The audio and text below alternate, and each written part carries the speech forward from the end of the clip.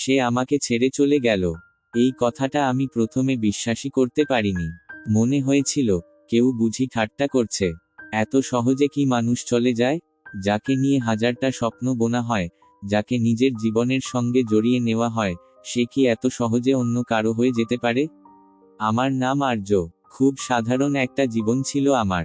পড়াশোনা, ছোটখাটো কাজ, আর দিনের শেষে তার সঙ্গে কথা বলা, এই ছিল আমার পৃথিবী।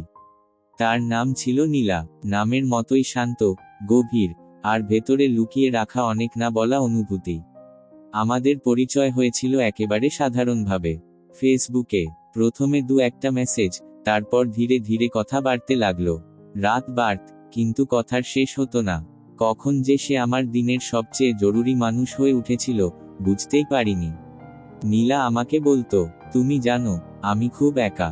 আমি বলতাম, একদম না, আমি তো আছি। ওই আমি তো আছি কথাটার ভেতরে আমি আমার পুরো জীবন ঢেলে দিয়েছিলাম।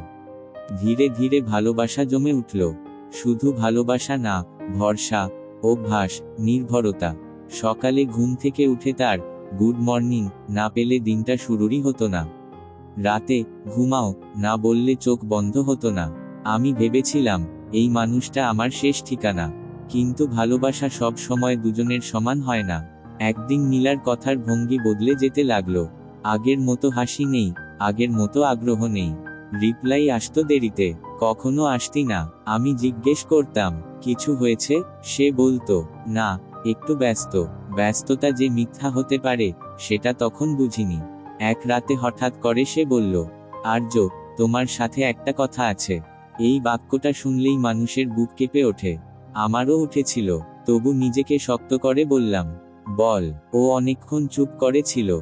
তারপর লিখল, আমি কাউকে পছন্দ করতে শুরু করেছি। মুহূর্তের মধ্যে আমার চারপাশ অন্ধকার হয়ে গেল। মনে হলো মাটির নিচে তলিয়ে যাচ্ছি। হাত কাঁপছিল, চোখ ঝাপসা হয়ে আসছিল। আমি লিখলাম, আমি। সে উত্তর দিল না। এই না দেওয়া উত্তরটাই ছিল সবচেয়ে ভয়ঙ্কর। অনেক পরে সে লিখল, না, অন্য একজন। আমি তখনও বিশ্বাস করতে চাইছিলাম না। মনে হচ্ছিল এটা কোনো দুঃস্বপ্ন। ঘুম ভাঙলেই সব ঠিক হয়ে যাবে। আমি জিজ্ঞেস করলাম, তাহলে আমি কি? সে বলল, তুমি ভালো মানুষ, কিন্তু ভালোবাসা আর আসে না। কি নিষ্ঠুরভাবে মানুষ সব শেষ করে দিতে পারে একটা মাত্র লাইনে। আমি তাকে আটকাতে চাইনি। জোর করে কাউকে ভালোবাসানো যায় না, এটা আমি জানতাম। তবু বুকের ভেতরটা ফেটে যাচ্ছিল। মনে হচ্ছিল কেউ আমার সব স্বপ্ন একে একে ভেঙে ফেলছে। শেষবার আমি শুধু জিজ্ঞেস করেছিলাম, আমার কোনো দোষ ছিল? সে বলেছিল, না, তুমি আমাকে খুব ভালোবেসেছ, কিন্তু আমি তোমাকে আর ভালোবাসতে পারিনি। এই কথাটার ভার আজও আমি বইছি। সে চলে গেল, একদম চুপচাপ। কোনো ঝগড়া না, কোনো নাটক না। শুধু একটা মানুষ হঠাৎ করে আমার জীবন থেকে উধাও হয়ে গেল। তারপর শুরু হলো আমার একার লড়াই। যে রাস্তাগুলোতে আমরা ভবিষ্যৎ নিয়ে কথা বলেছিলাম, সেগুলো এখন ফাঁকা লাগে। যে গানগুলো একসাথে শুনতাম, সেগুলো এখন ছুরি হয়ে বুকে ঢুকে যায়। মোবাইলটা হাতে নিলেই মনে হয়, এই বুঝি তার মেসেজ আসবে। কিন্তু আসে না। আমি বুঝলাম, কাউকে হারানোর সবচেয়ে কষ্টের দিকটা হলো, সে বেঁচে থাকে, সুখে থাকে, কিন্তু তোমার সাথে আর থাকে না। আমি জানতে পারলাম, সে এখন তার নতুন মানুষটার সাথে ছবি দেয়, হাসে, ঘোরে।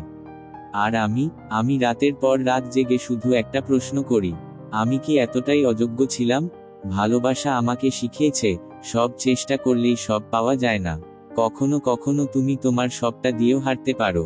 আজও তাকে ভুলতে পারিনি, হয়তো পারবো না। কিছু মানুষকে ভুলতে নেই, তারা স্মৃতি হয়ে থেকে যায়, ব্যথা হয়ে থাকে, শিক্ষা হয়ে থাকে। সে আমাকে ছেড়ে অন্য একজনের জন্য চলে গিয়েছিল। আর আমি থেকে গেছি ভালোবাসা নামের এক অদৃশ্য শূন্যতার ভেতরে। ভালোবাসা শেষ হয়ে যায়, কিন্তু ভালোবাসার কষ্ট, তা অনেকদিন বেঁচে থাকে।